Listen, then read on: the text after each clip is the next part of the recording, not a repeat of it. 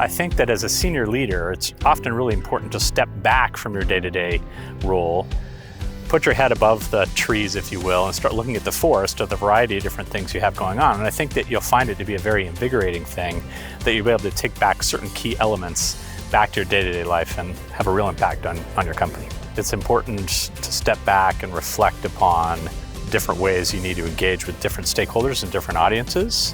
And once you have that reservoir of trust, provides a foundation for a relationship that really enables you to progress much quicker than you might have had otherwise. You'll have the opportunity to learn from world-class speakers on a number of topics that are pertinent to organizations in general. Have the opportunity to engage with a cohort, similar executives from different industries, and talk about how you're applying those concepts and dealing with those issues in real day-to-day life.